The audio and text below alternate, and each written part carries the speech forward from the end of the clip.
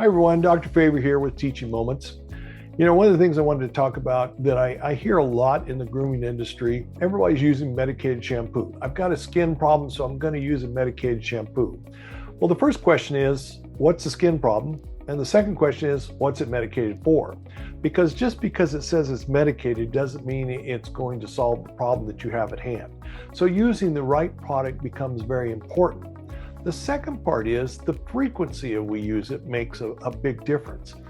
Some people think, well, I'm going to use a medicated shampoo and it's going to be one and done. That's not the way it works here.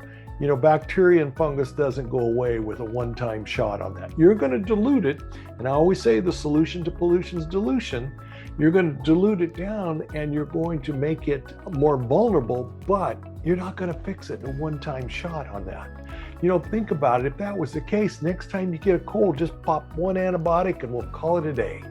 Or how about let's do it once a month and let's see if that solves the problem.